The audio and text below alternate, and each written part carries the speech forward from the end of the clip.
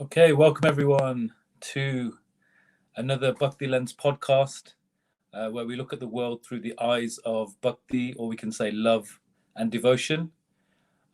We run some great courses through the College of Vedic Studies. We have a podcast every other Monday evening. We have a Q&A session on a Tuesday. We have Gita and Bhagavatam on a Wednesday and Thursday. And then the weekend is reserved for Sanskrit and Chaitanya Charitamrita.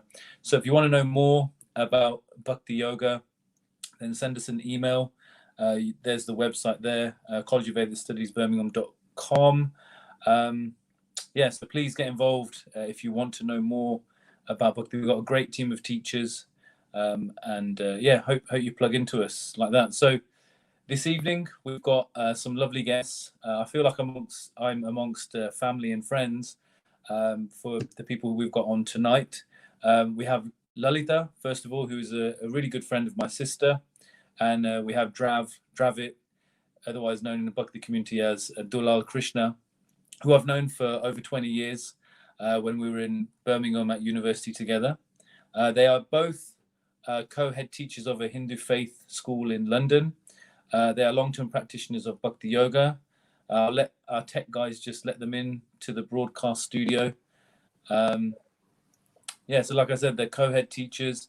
I'm happy to have them here, share this platform, share their experience, their advice on the importance of education. So welcome both of you. How are you doing? You all right? Very good. Yeah, Very good. grateful to be At here. the minute, Lalita's got something over her face. If you can... Kamakant, if you could remove the title, so we can see her effulgent face. There you are. Yeah, fine. Yes, thank you very much. How are you both doing? How are you? Yeah, I'm good, thank you. How you doing? That was a competition. I was seeing who's going to speak first. Lalita, how are you? I'm good. I'm happy to be here. Yeah. Very good. Very good. Cool. So, I mean, over the next kind of 45 minutes, I wanted to talk about, education and your role, how you got there and what you feel is important about education. A lot of our students have either got children or grandchildren, and they ask a lot of times, how can they give Bhakti Yoga, love and devotion to their children, but in a nice, palatable way, so they either not going to reject it or it's in a healthy way. So hopefully you want to get into that. But I thought I'd start first of all with like your individual roots into Bhakti, because I personally know they're very different. Lalita, you've got a very unique way, and Drav, are you just a Londoner who found his way to love and devotion? So I want to hear. I'm gonna actually say ladies first, if that's all right. Yeah, is that right, Drav? Yeah. So Lalita, if you could just please share with our audience a little bit about yourself and how you came into Bhakti, please. That'd be great. Sure. So I grew up in Belgium in a Bhakti community called Radhadesh. It's actually a castle. You may have heard of it. They have yearly Radhadesh Mellow Kirtan festivals there, which are quite popular. You may have seen before. Yes, my parents served there. They've been serving there for the past over 30 years. So I was born there, and we were raised in a gurukul. It was a little bit like a homeschooling group of parents that came together, about 10 children in total. And we did have some external teachers coming to teach us. And our parents did that because they wanted to teach us Bhakti and academics at the same time. They wanted both for us, and I think that was done really beautifully. I have really wonderful memories, the best memories of my life from those childhood days in the forest and in taking part in festivals. So we were a big part of the community, of the Bhakti community, and chanting and engaging in service and all of that was a big part of our life, and it was done in a way that made us feel inspired to be part of that community. So we were valued as children in the Bhakti community. That's brilliant. Yeah. So that picture that everyone just saw, that was the castle that you're talking about, which is kind of like the central part. It's the epicenter of the radhadesh Belgium community, right? Yes. Yeah. So lots of families live around the castle. So in the castle itself, we do have some monks that live there. But around the temple, yes, we've got different houses and families that live there.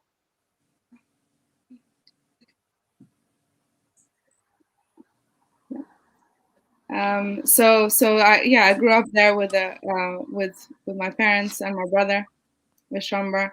Sorry, I don't know if you can see me. I don't know if it's my internet or someone else's internet, but Oh, I think I can see you now. Yeah.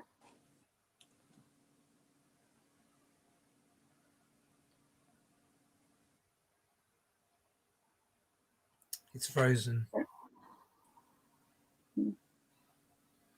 Yep. was it? Yeah. I can hear. Everything's stable now. Was that me or was that you guys? Sorry, I don't know. No. I'm not sure. Okay, right. Let's start again. I think we're all in the place now. Sorry, the last thing I heard was about the castle.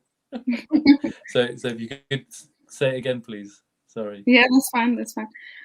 So I grew up there in with other children my age, and with my parents and my brother, and then after that I did go to a Catholic high school, so we couldn't carry on with that that primary education over there, so I moved somewhere else, and then I continued on my journey. I was still part of the Bhakti community, but I wanted to discover a little bit more about Bhakti and have developed that deeper understanding as an adult or as a teenager at the time.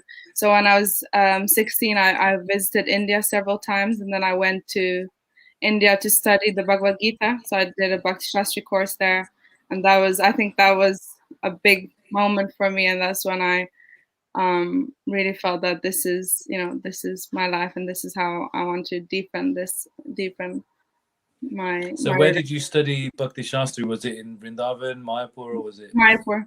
In Mayapur, yeah. Okay, fine, yeah, that's great. So I just want people to kind of be aware that this, I would probably say that this Radhadesh community in this place is almost like the epicenter for education in Europe. Like there are courses and you can go there, you can visit. I've been there many times. So, I would recommend. We had a previous guest on the podcast was Manu, who organizes this Radhadesh Mellows annual Kirtan event that you were talking about. And yeah, so I would strongly recommend people to come and go and visit when it's safe, obviously. And, Manu and I grew up together, so we're on the same journey. Same journey. That's brilliant. That's brilliant. So it's almost like, did you get to a point where you were thinking, okay, is Bhakti for me? Because obviously you're surrounded by Bhakti, but then I'm guessing and I'm assuming that there's a point at which you almost have to choose that path of Bhakti for yourself. Definitely, and I think that's when you grow up in Bhakti, it's beautiful, of course, because you do have that deep connection with Krishna, and you have that. I mean, I had very positive experiences of all the Bhakti practices. For example, in the school, we used to chant together. We had really large beads, and we would sit in a circle and chant together. And so there was a lot of different experiences that I have that are very positive. But I do think you come to a point in your life where you have to decide, whether this is the path you want to take, and it is obviously something you want to do it fully with your whole heart. So I think when I was 16, that's when it became clear to me that I want to go deeper. So yeah, cool. And then I also studied, like you said, Radhadesh there's a lot of opportunities there to study. So I completed my bachelor degree there in theology in Radhadesh. So that was the next step after the Bhakti Shastri. Brilliant. Okay, we'll go over to Drav. Tell us a little about your kind of childhood, which part of London you're from, and how you kind of came to the literature of Bhakti and the way of Bhakti. Please, thank you. So not as glamorous as our princess, of course, but to make the princess look even more radiant, the peasant next to her, of course. I was raised in East London, hence where the word peasant. Not yeah. 18 years of my life, I just lived a very standard life. Went to a local state school. Childhood was good though. Raised by my parents. One other sibling, but raised in a family of 5, so lots of family, lots going on. And then when I was about 16, 17, obviously that was my first major set of exams, got some results, realized, oh, I actually can achieve something. And then went to a new school where I found it really difficult to settle in, fit in with people. So I went back to my old school, which was, in hindsight, a great idea, but at the time, not a great idea. And that's where I really fell into a real, I think, a hole where I then started to search for some sort of answers to why things were so difficult. I love playing football, damaged my knee, my cartilage, ligament. Not that I was a professional, but I like to think I was. And you're gonna spin this story that you're yeah. about to play for West Ham United. I was, right? yeah. West But Ham. the knee injury stopped you, right? It did, and then obviously they wanted someone with good grades and a good set of knees, and it didn't quite work out. But that's where I visited a local temple with my parents, and I came across who at that point I wasn't, obviously I didn't know, but he was to be my spiritual master in the future, His Holiness Radhanath Swami. And he delivered a lecture on Radharani and Krishna in the spiritual world, which was completely over my head. However, I met someone there who then introduced me to the Pandavasena and the youth group. And from there, I just found a group of people that I totally connected with. Like it wasn't even a 50% match. It was like a 99%. Wow, this is people who are vegetarian. They believe in God, or they believe that there is a God. They were into spirituality rather than just religion or general Hinduism. So for me, it was wow. And then from there, I went to Aston University. I think that's where I met you, or maybe just before. Met your good wife and joined the Krishna Consciousness Society. That's where I met my good wife, and yeah. And then from there, I was supported and taken care of by a whole raft of people. Like, the community is phenomenal. So there were so you found your tribe, would you say? You found your tribe? The tribe, yes. Found the tribe. So and yeah, then actually, from there, if I just reminisce on those days, I do remember in my first year at university, I used to get the bus. I used to have to get 2 buses, and the second bus that I used to get, your wife, it was on that same bus, and we'd both be like half asleep going to university. So yeah, I do remember those days. And then I remember the Krishna Consciousness Society that was kind of being set up and everything like that. What did you feel you found, like, amongst these people that you hadn't found before? What do you think? So I think I found the connection to something deeper. I was raised as a God-fearing person, but I found people who then took God or Krishna out of the awe and reverence form, and he became a bit more personal, and someone who wasn't a personality that wasn't just about oh, I've done an arti, but I've made a mistake. It was more, well, learn about Krishna and understand what he likes and dislikes, and he became a person for me. And I think that was the biggest thing for me, that I met people who also, and in fact, because they were so much more ahead of in their journey, I realized that there was a lot for me to learn, selfishly, of course, but I gained so much from just having a connection with these people, including yourself.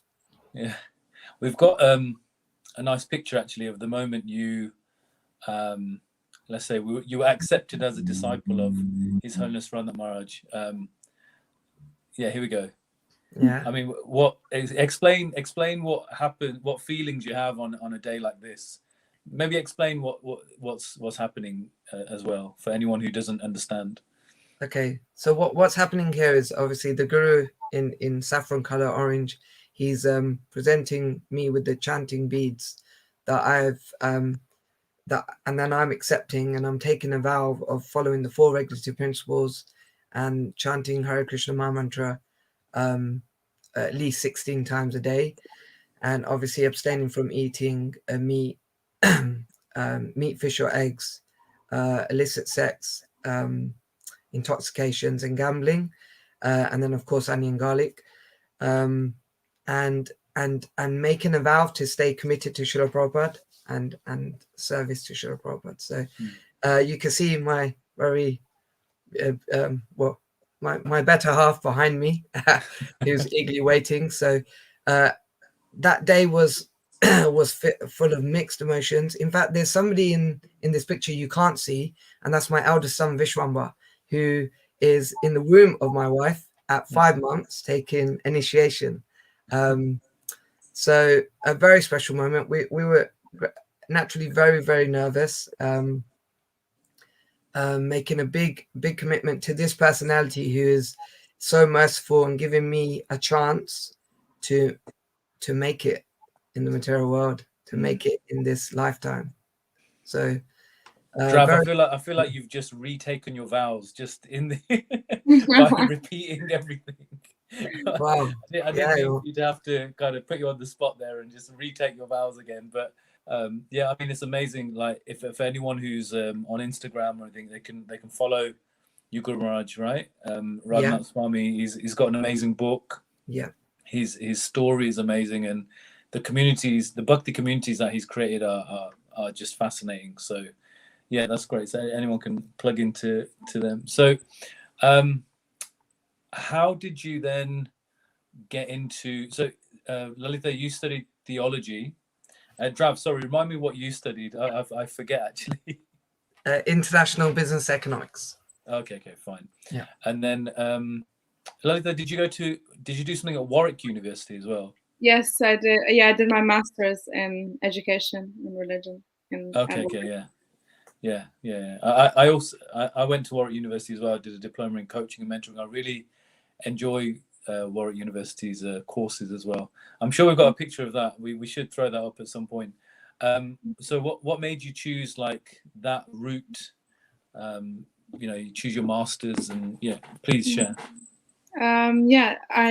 I always had some inclination to teach since I was young. I mean, I'd always loved children, and I always knew that I'd like to teach because that's something I would do when I was very young, to my dolls, to my anyone that was around me.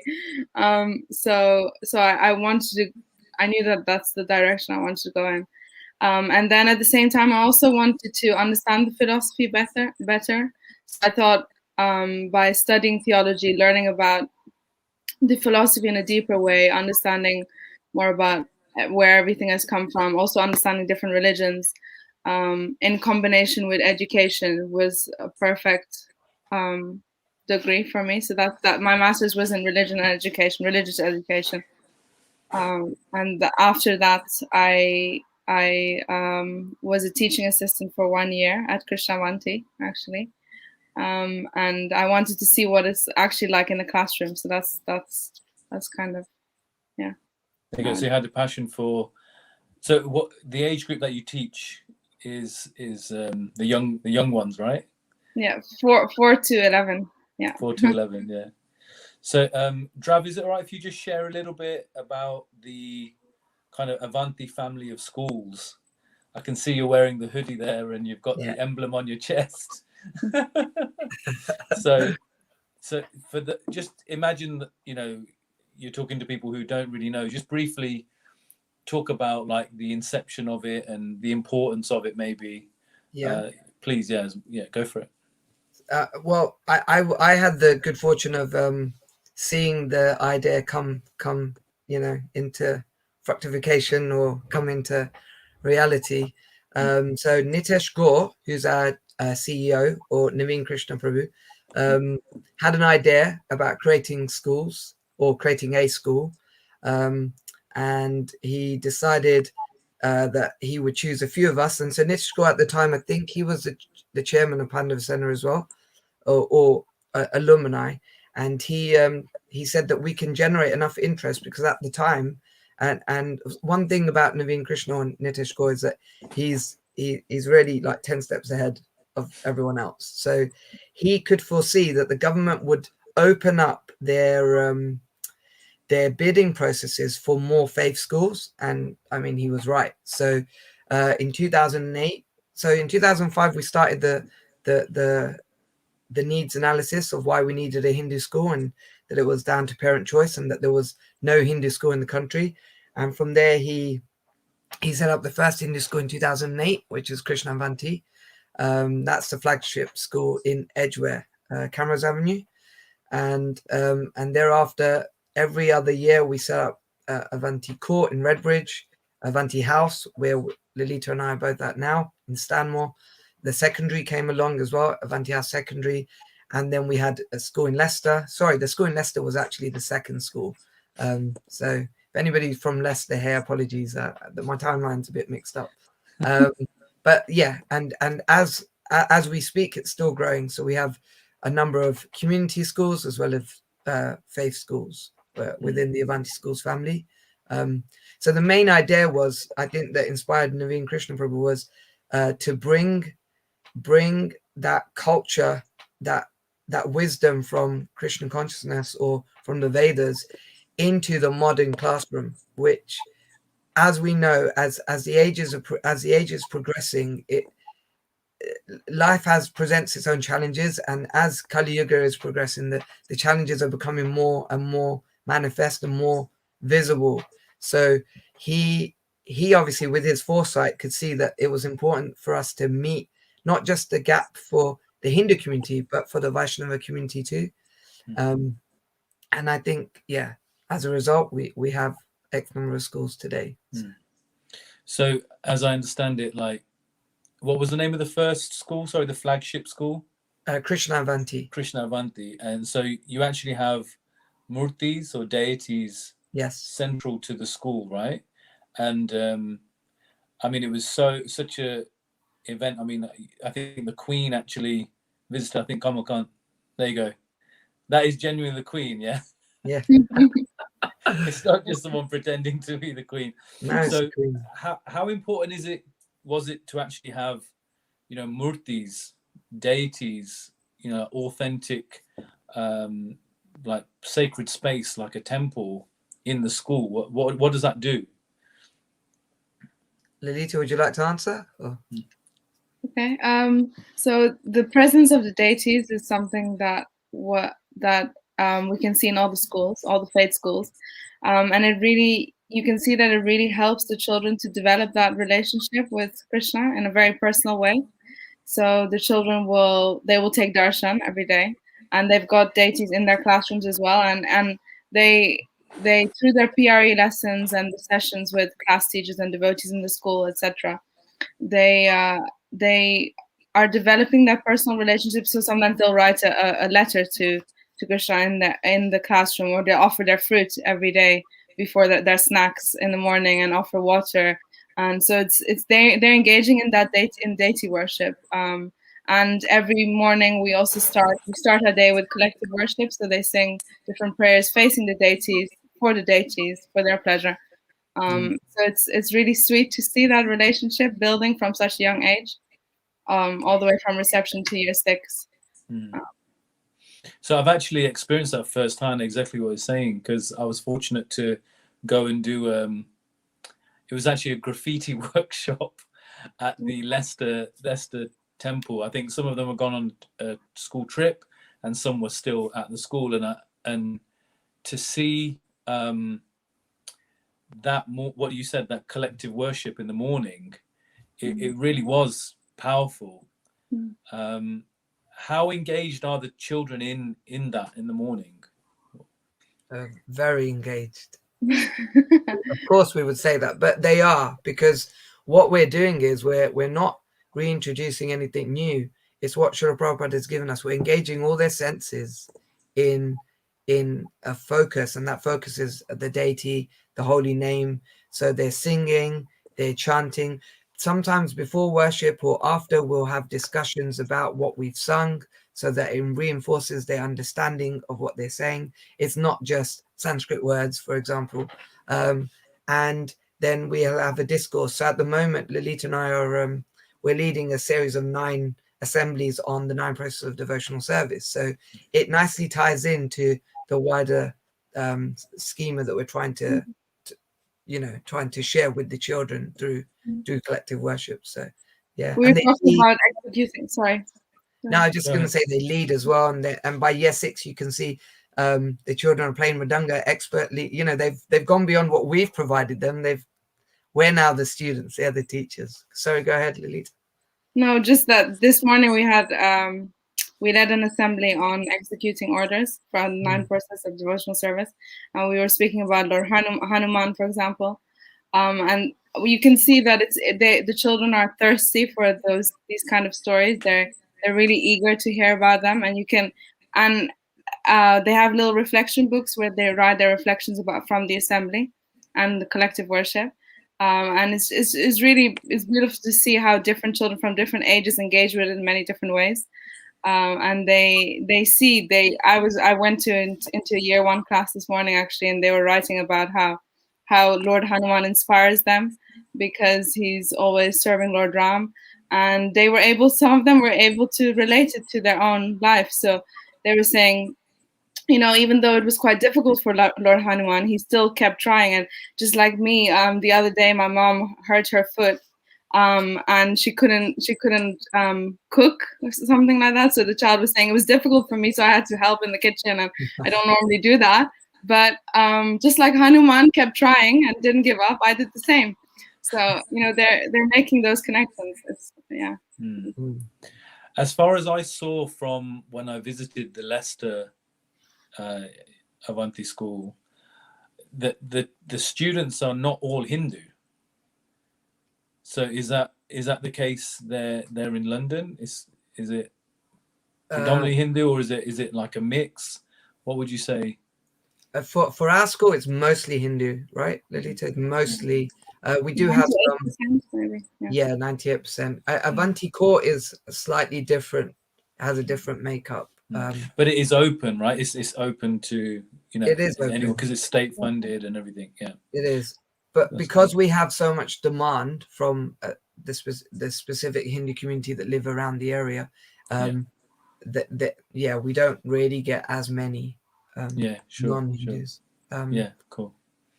Yeah. So I wanted to just ask then about like the maybe the philosophy, the ethos, and the values of the Avanti school family.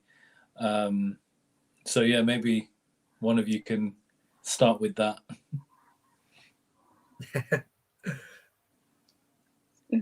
Drav's trying not to speak. I'm using my eyebrows like convey a message to her. I imagine this is how your meetings go at school. Well, when we're next to each other, we can nudge each other. Yeah, fine. Anyone start. I can just share a little bit about. So we have a book called the Avanti Way, and it's like it's a book that encompasses. It's not just a book or a set of words, but it's something that encompasses all of what we're trying to achieve as an Avanti School or Avanti Schools Trust. So it has our core principles. It has our pathways, our threefold pathways to achieving academic excellence, spiritual insight, and character formation or development. And I think within that document, the principles that have been drawn from the Bhagavad Gita are very apparent. And what we're trying to achieve ultimately as a school and a community is to make the world a better place, applying the principles from the Vedas into the modern day classroom, into modern day life, into British values, so that children are not seeing their spirituality as something that is separate, but it's something that is within them and part of them, but it's accessible through various different means, and it's also visible through the what they do in society, as in whatever they choose to take on board, like in terms of roles, in terms of stewardship, how they identify with themselves, that they're able to see that it's not something that just they do on a Sunday or something they do on a Saturday morning for some sort of material benefit. There's longevity in this process. But I'll let Lalita speak, otherwise I could be here till 10. No, I think you've covered the main points of the Avanti way. So what does just a primary school child need this day and age? What are the needs of a primary school child? I mean, I've got an 11-year-old and a 9-year-old myself, so it'll be just helpful to know, what are the basic needs nowadays? Acceptance, love, knowing that they're enough, they're good enough, whatever they do is enough. And I think a lot of children in our schools, so they do sometimes feel pressure to do well academically. I think it's important for us as educators to understand that, yes, educational excellence is important, and it is, of course, something that we promote and that we are able to deliver. But at the same time, spiritual insight, their relationship with God, their self-confidence is also equally important, and we wouldn't want that to be compromised. So what does spiritual insight mean? What does that mean? So for the children, I would say it means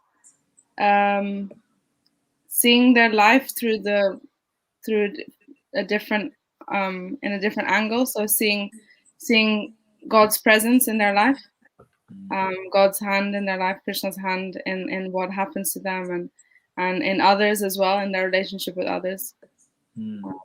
Nice. There, a lot of the PRE lessons are about understanding that Krishna's in the heart of everyone, and how do we treat others, and how do we, how do we become part of society and make, like Dravit was speaking about, the vision, making the world a better place, but from that spiritual perspective. As a spiritual being. Yeah. Oh, sorry. No. No, go on, Drav. Just that one of the core principles is about seeing that there's one true reality, which ultimately is actually the essence of every religion, that we're all parts and parcel of the one true reality. And that gives children the opportunity to be Muslim and still have spiritual insight at Avanti, Christian and still have a connection with God.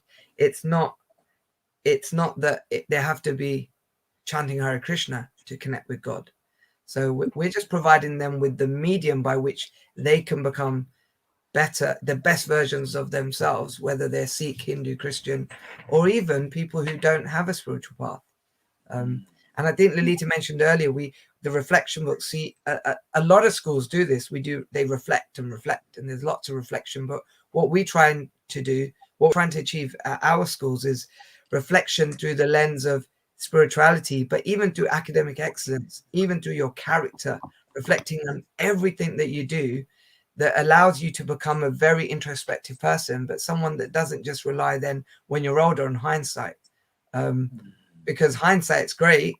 If I had another chance, I'd do this, but having that experience so that you can grow up to reflect on what you do as you do it allows you to, develop that intelligence and emotional intelligence to make better choices and then be the best version of yourself to ultimately make the world a better place. So it's like hindsight over insight. Like hindsight's great, but having that insight, the real-time decision making, that's what you're trying to give them. Because you talked also, you said spiritual insight, and then you also said character. Was it education, character development? Yeah. What did you say? Sorry. Character formation. Character formation. So how important is that?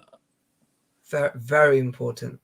In fact, a lot of our PRE philosophy or the philosophy, religion and ethics curriculum that we deliver, and even the English curriculum, right, Lalita? We don't just study characters for the sake of understanding Oliver Twist and because we have to study the Victorians or someone from a special age. But where did Oliver Twist face challenges that developed his reasoning skills or his empathy or his problem solving skills? So we look at character virtues in just more than just moralistic values, but performance, teamwork, how do I communicate with others, the soft skills that I think I think Lalita, you and I were talking about this the other day, that when we write a CV, we talk about what we're really good at. Growth skills, right? What I can do, I can analyze data, I can do that, I can talk in front of, but we don't look at the soft skills that I'm actually really patient, and through my patience I can do a million other things. And I think that's what character development does. It opens all those doors that we don't see because it's not gross, it's subtle. And what we've also started to do is work closely with parents around that and prioritizing character, because we've also understood that what we do at school, of course, is important. Children spend a lot of time at school, but we need to work in partnership with parents for it to really be successful. So we've started character development workshops for parents on different topics, so self-esteem and nutrition and so many different things that are led by both teachers and parents together for the whole community, and they're very well attended, and we're hoping that they are going to have an impact on children's development at home as well.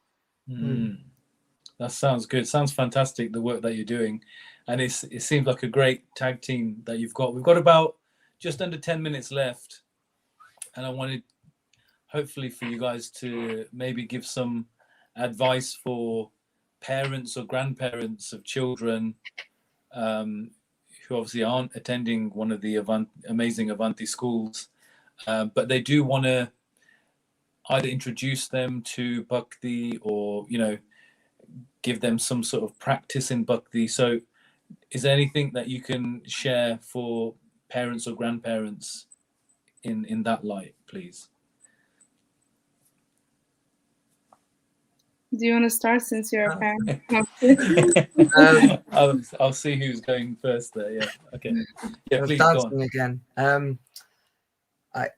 I think something that Lalita said earlier about acceptance, and for those who are viewing, I would love to be the person I'm about to describe or explain, but I'm still learning too. I'm very much on my journey. But if you make every experience real for a child in that they're engaged, not only with their senses, but with that assurity that what they're doing, they'll not be judged for, that they'll always be accepted for. I think that will make every experience so worthwhile and go a long way. And then in terms of bringing Bhakti into that, well, it's then if you have that mindset, everything else is just easy. Then everything else is just bringing it together and giving them the opportunity. So make the whole process fun, make it engaging for children, not just for adults. So I know lots of parents that talk about, oh, my child's learning shlokas, and I said, okay, great, well, how are you teaching it? Well, I say it, they repeat. I said, okay, but you're really lucky that your child's engaged in that way, but I know 90 other children that won't. So how can we make it more digestible for children? How can we make it more relatable so that they need to have a purpose as well through that learning? And so like recently we did an assembly about Prahlad Maharaj, because he also represents one of the 9 processes of devotional service. But of course, children, they can't relate to a pit of snakes or being stampeded over by elephants, but what they can relate to are problems that they may face. And so we were trying to link those problems to, well, his problems were slightly different, but linking them to their problems and what his principle was, what was that core thing that got him through it. And then they can apply that, right? They can apply that really much more easily. And in fact, one girl, she reflected saying in our class, actually, Lalita and I's class, she said that Krishna doesn't come to you in his beautiful blue form with his flute. He may even come as someone you don't even know, but you've got to be open to it. I mean, for a 9-year-old to 10-year-old to reflect on that is phenomenal. So I think that comes from giving those opportunities that allow children to relate to, and that it's not just these are your prayers. This is what you do. You don't, you bow in front of the deities. You must shower, but not give a reason why. So always give a purpose, so children can build on that, and that will make them a lot more stronger in their practice when they're older and challenged for it, because they'll know why.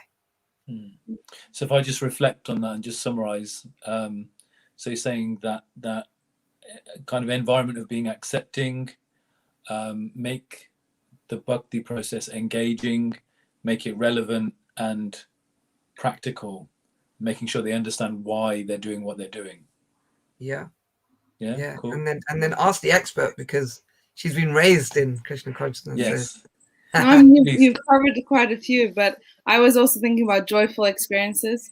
So, engaging children's interests and linking that to bhakti. So if a child is interested in spending time outdoors, they could make something outdoors for the deities, or I remember making a little shrine out of leaves, when I was younger. I have these vivid experiences that I remember because I was happy. And I was also engaged with other children. I think doing that as a group is something that's really helpful for children to be able to talk about what they're doing. Yeah.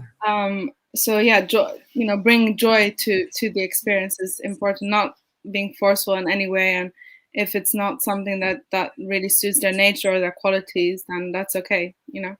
There are so many different ways to engage in bhakti.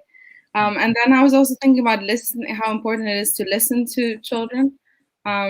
And I think that I've seen, families and parents, we're going to be so busy all the time with our own life and our adult life, the real problems in the world, and children, we leave them to it. But I think children really need to feel heard, and they can, like Dravit was saying, they can share such deep reflections, but we can miss opportunities to engage in that dialogue if we're not present. It's so difficult to be present nowadays with phones and laptops and so many different things around us. But definitely spending quality time with your child, getting to know them and understanding where they're at, answering their questions, because children are so curious, they're so inquisitive about life and about even their purpose of life, and they're a lot probably deeper than we think. Once we have those deeper conversations with them, you'll be surprised how deeply they can reflect on. So let me just summarize and reflect that back, because that was beautiful as well. Joyful experiences. In fact, that just reminds me of the fact that bhakti is joyfully performed, right? So if you're beating someone to do bhakti, that's not love and devotion. You're not doing it right. I've heard that before. If you're not happy when you're in bhakti, then you're doing something wrong. So joyful experiences, listening and being present. So like no distractions, and listening well, and not assuming that they're kind of shallow-minded, but actually that there is depth in a child, right? And you like you said about that 9-year-old who, like said, Krishna doesn't come in that original form, but can come through any means. So we've got to be open to that. That is pretty deep, isn't it? Very, very deep. Fine. So we've got about a minute left. Oh, is there anything that I've not kind of covered, or is there anything you just want to kind of finally share before we log off and let you rest before dealing with another few hundred children in the morning? Any final words, final thoughts?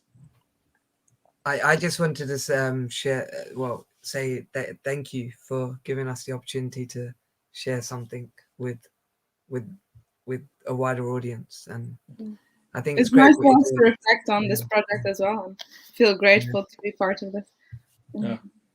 Thank you very much. Yes, that's great. I mean, if anyone wants to ask any questions, you can ask through College of Vedic Studies, and I'll send questions over to you guys. I know you guys are busy looking after the school, but I'm sure you'll make time for answering any questions that parents may have.